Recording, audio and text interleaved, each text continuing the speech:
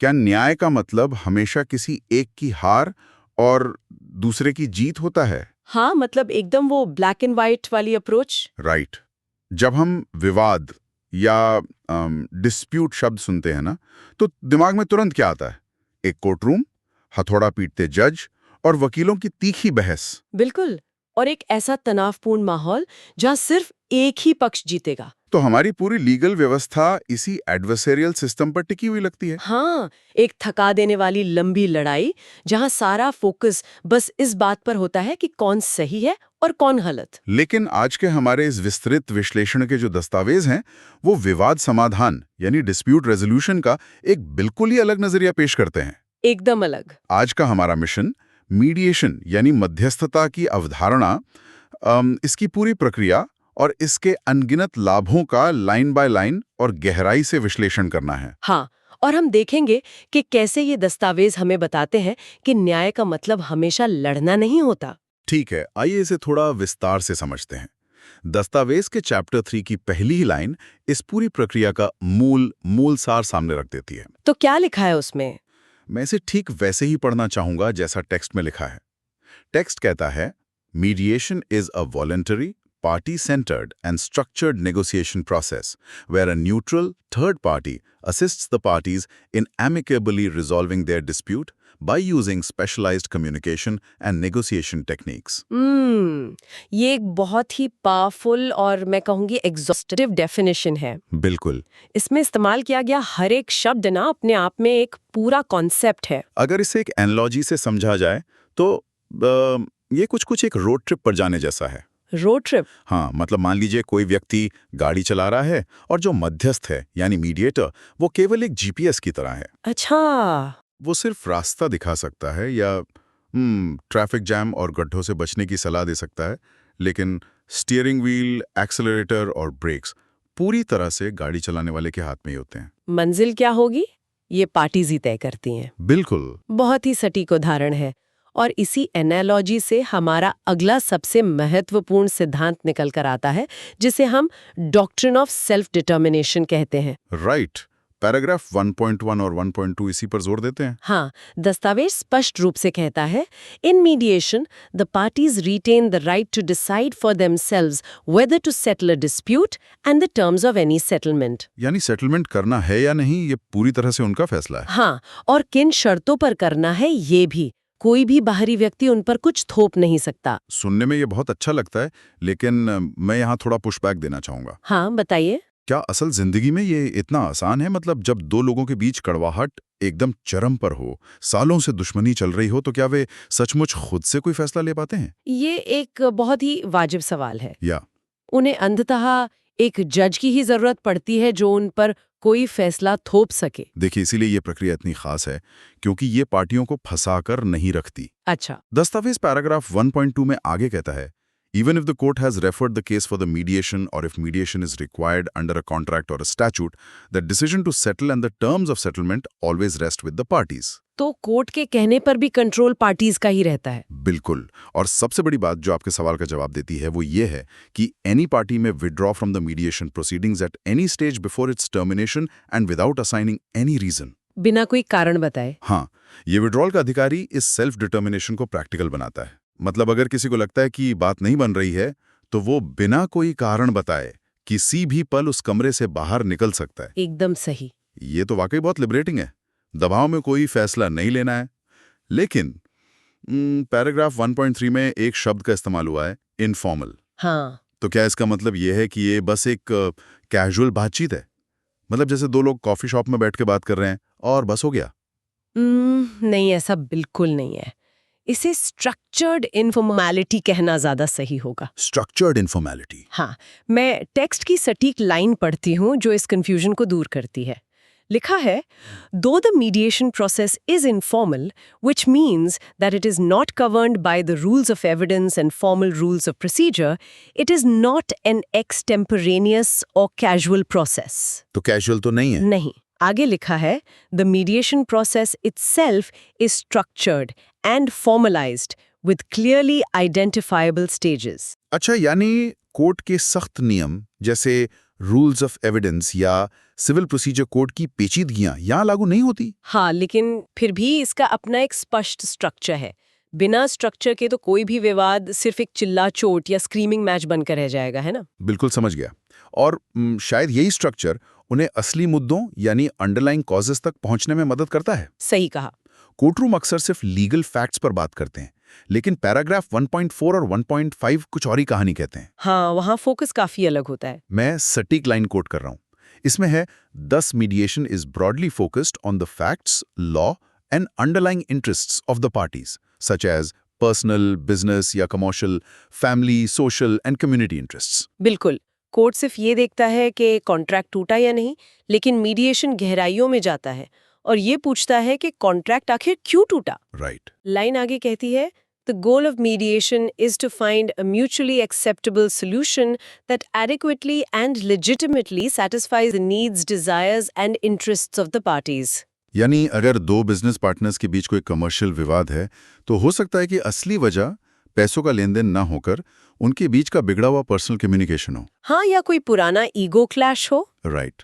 Paragraph 1.5 इसे बड़ी खूबसूरती से समेटता है। Effective, speedy, convenient and less expensive process to resolve a dispute with dignity, mutual respect and civility. Dignity और civility का होना बहुत जरूरी है। हाँ, सम्मान और शालीनता के साथ विवाद सुलझाना आज के समय में बहुत दुर्लभ है। एकदम सही कहा आपने। यहाँ बात बहुत दिलचस्प हो जाती है। पैराग्राफ 1.6 में डॉक्ट्रिन ऑफ न्यूट्रलिटी की बात की गई है। न्यूट्रलिटी मतलब निष्पक्षता। हाँ, एक मध्यस्थ को कैसा होना चाहिए, इस पर टेक्स्ट कहता है, the mediator remains impartial, independent, detached and objective through out the mediation process. बिल्कुल। और आगे लिखा है, द मीडिएटर्स पर्सनल प्रेफरेंसेस और perceptions do not have any bearing on the dispute resolution process. यहाँ सबसे आकर्षक बात ये है कि एक मीडिएटर का रोल कितना बारीक और चुनौतीपूर्ण होता है। कैसे? वो जज नहीं है, लेकिन फिर भी उसे पूरी बातचीत को दिशा देनी है। पैराग्राफ 1.7 बताता है, in mediation the mediator works together with parties to facilitate the dispute resolution process and does not adjudicate a dispute by imposing a decision upon the parties. तो वो फैसला नहीं सुनाता? नहीं, उनका रोल फैसिलिटेटिव और इवैल्यूएटिव दोनों होता है। मैं चाहूंगा कि हम इस फैसिलिटेटिव और इवैल्यूएटिव कॉन्सेप्ट को थोड़ा और गहराई से समझें। टेक्स्ट के अनुसार फैसिलिटेटिव रोल क्या है? टेक्स्ट कहता है, a mediator facilitates when he manages the interaction between the parties, encourages and promotes communication between them, and manages interruptions and outbursts by them. आसान भाषा में, जब लोग गुस्से में चिल्लाने लगें या एक दूसरे की बात काटें, तो उन्हें शांत करना और एक सेफ स्पेस बनाना फैसिलिटेटिव रोल है। हाँ, बातचीत को पटरी पर लाना। और इवैल्यूएटिव रोल के बारे में लिखा है, a mediator evaluates when he assists each party to analyse the merits of a claim या defence and to assess the possible outcome at trial. Right. लेकिन एक मध्यस्थ ये इवैल्यूएशन कैसे करता है? अगर वो किसी एक पार्टी को बताएगा कि उसका केस कोर्ट में कमजोर साबित हो सकता है, तो क्या वो पार्टी उस पर पक्षपात या बायस का आरोप नहीं लगाएगी? ये एक बेहतरीन सवाल है। देखिए, एक कुशल मध्यस्थ कभी भी सीधे तौर पर ये नहीं कहता कि आपका केस कमजोर है। तो वो क्या करता है? वो रियलिटी टेस्टिंग करता है। वो सवाल पूछता है, जैसे अगर आप कोर्ट जाते हैं और जज ने इस सबूत को नहीं माना, तो आपका प्लान बी क्या है? ओहो, ये तो बहुत ही स्मार्ट तरीका है। हाँ, वो पार्टियों को खुद अपने केस का आईना देखने में मदद करता है। और पैराग्राफ 1.8 में इसी बात पर जोर दिया गया है। क्या लिखा है? लिखा है, the mediator employs certain specialized communication skills and negotiation techniques to facilitate a productive interaction so that they are able to overcome negotiation impasses. जब बातचीत डेडलॉक में फंस जाए, तब ये स्पेशलाइज्ड स्किल्स ही काम आती हैं। बिल्कुल। अब हम इस दस्तावेज के एक बहुत ही क्रिटिकल हिस्से पर आते हैं, कॉन्फिडेंशियलिटी यानी गोपनीयता। ये सबसे जरूरी हिस्सा है। पैराग्राफ 1.9 से 1.12 तक इसी पर बहुत जोर दिया गया है। और ये लॉजिकल भी है, क्योंकि अगर पार्टीज को डर रहेगा कि उनकी बात कोर्ट में उनके खिलाफ इस्तेमाल हो सकती है, तो वो कभी अपना दिल खोलकर बात नहीं करेंगे। बिल्कुल, बिना प्राइवेसी के मीडिएशन फेल हो जाएगा। हाँ, इसलिए दस्तावेज पैराग्राफ 1.9 में स्पष्ट करता है, mediation is also confidential in nature, which means that statements made during mediation cannot be disclosed in civil proceedings or elsewhere without the written consent of all parties. और पैराग्राफ 1.10 की ये लाइन देखिए, No record of what transpired during mediation is prepared. मतलब कोई audio recording नहीं, कोई transcript नहीं, हाँ, कोई स्टेनोग्राफर नहीं बैठेगा जो हर बात नोट कर रहा हो। और अगर बात नहीं बनती है, अगर मीडिएशन फेल हो जाए तो क्या होगा? अच्छा सवाल है। पैराग्राफ 1.11 कहता है, In the event of failure to settle the dispute, the report of the mediator does not mention the reason for the failure. The report will only say not settled. मतलब किसने क्या कहा, किसकी गलती थी, किसने समझौता करने से मना कर दिया, ये सब रिपोर्ट में बिल्कुल नहीं लिखा जाता। कुछ भी नहीं, सिर्फ not settled. और पैराग्राफ 1.12 तो इसे और भी पुख्ता कर देता है। लिखा है, The mediator cannot be called upon to testify in any proceeding. यानी मीडिएटर को कोर्ट में गवाह के कटघरे में खड़ा करके ये नहीं पूछा जा सकता कि बंद कमरे में क्या बात हुई थी। ये कमाल का लीगल प्रोटेक्शन है। लेकिन मुझे जो चीज़ इस पूरे दस्तावेज में सबसे ज़्यादा क्रांतिकारी लगी, वो है पैराग्राफ 1.13 और 1.14 में दी गई क्रिएटिव एक्सपेंशन। हाँ, वो हिस्सा बहुत ही प्रोग्रेसिव है। मैं तो ये लाइन पढ़कर सचमुच हैरान रह गया। लिखा है, Parties to the mediation proceedings are free to agree for an amicable settlement, even ignoring their legal entitlements or liabilities. ये सचमुच एक पैराडाइम शिफ्ट है। मतलब कोई इंसान स्वेच्छा से अपने सख्त कानूनी अधिकारों को भूलकर एक ऐसा समाधान चुन सकता है जो उसके लिए प्रैक्टिकली ज्यादा फायदेमंद हो। बिल्कुल। इसे एक उदाहरण से समझते हैं। कल्पना कीजिए, एक मकान मालिक और किराएदार के बीच पिछले 6 महीने के बकाया किराए को लेकर भारी विवाद है। अच्छा। कानूनी तौर पर मकान मालिक का अधिकार है कि उसे पूरा पैसा कैश में मिले। राइट। लेकिन मीडिएशन के दौरान पता चलता है कि किराएदार एक शानदार इंटीरियर डिजाइनर है, लेकिन अभी उसके पास पैसे नहीं हैं। दोनों ये रचनात्मक समझौता कर सकते हैं कि किराएदार मकान मालिक के दूसरे घर का इंटीरियर डिजाइन कर देगा और बकाया किराया माफ हो जाएगा। कोर्ट कभी ऐसा आदेश नहीं दे सकता। बिल्कुल नहीं। कोर्ट सिर्फ ये कहेगा कि पैसे दो या घर खाली करो। हाँ। लेकिन मीडिएशन उन्हें ये आजादी देता है। हाँ। और पैराग्राफ 1.14 इसी रचनात्मकता को आगे बढ़ाता है। लाइन है, mediation in a particular case need not be confined to the dispute referred but can go beyond and proceed to resolve all other connected और रिलेटेड डिस्प्यूट्स ऑल्सो। ये सिर्फ उस एक केस तक सीमित नहीं है, बल्कि उस परिवार या बिजनेस से जुड़े अन्य सभी विवादों को भी एक ही बार में सुलझा सकता है। यही वजह है कि इसके फायदे इतने व्यापक हैं। लेकिन इन फायदों पर गहराई से जाने से पहले दस्तावेज में मीडिएशन के प्रकारों का जिक्र है। क्या आप इसे संक्षेप में समझा सकती हैं? जरूर। दस्तावेज मुख्य रूप से 2 तरह की मीडिएशन की बात करता है। पहला है कोर्ट रेफर्ड मीडिएशन।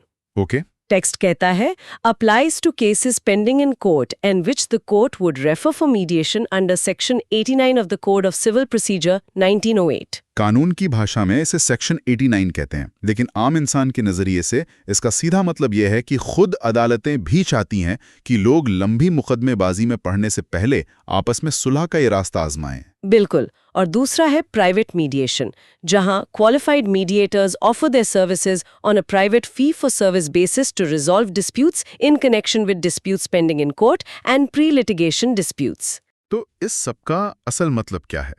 इस पूरी प्रक्रिया के असल फायदे क्या हैं? हमारे दस्तावेज में पूरे 16 फायदों की एक एग्जॉस्टिव ब्रेकडाउन लिस्ट दी गई है। हाँ, 16 पॉइंट्स हैं। कोई भी पॉइंट छोड़ना नहीं है, इसलिए हम इन्हें कुछ थीम्स या क्लस्टर्स में बांटकर समझते हैं। सबसे पहले बात करते हैं ऑटोनॉमी एंड कंट्रोल क्लस्टर की। ठीक है। इसमें दस्तावेज का पहला पॉइंट है control. The parties have control over the mediation in terms of its scope and it's outcome. इसी क्लस्टर में दूसरा पॉइंट है participative. Parties get an opportunity to present their case in their own words and to directly participate in the negotiation. मतलब वकीलों के पीछे छिपने की या लीगल जार्गन इस्तेमाल करने की जरूरत नहीं है। हाँ। और तीसरा पॉइंट है voluntary. The process is voluntary and any party can opt out of it at any stage. और इसी ऑटोनॉमी का एक बहुत बड़ा फायदा पॉइंट नंबर 15 में दिखता है, कंप्लायंस। लाइन है, when the parties themselves sign the terms of settlement satisfying their underlying needs and interests, there will be compliance. जब फैसला किसी ने खुद लिया है तो वो उसे मानेगा भी, है ना? बिल्कुल। उसे लागू करवाने के लिए पुलिस या कोर्ट की अवमानना की धमकियों की जरूरत नहीं पड़ेगी। एकदम सही। अब अगर हम प्रोसेस एंड एनवायरनमेंट क्लस्टर की ओर बढ़ें, तो चौथा पॉइंट कहता है, the procedure is speedy, efficient and economical. Court में सालों लग जाते हैं और वकीलों की फीस में लाखों खर्च होते हैं।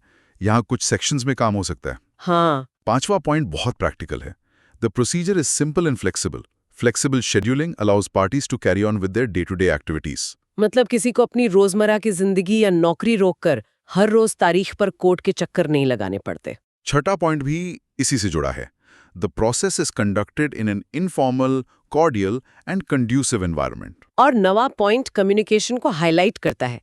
The process facilitates better and effective communication between the parties, which is crucial for a creative and meaningful negotiation.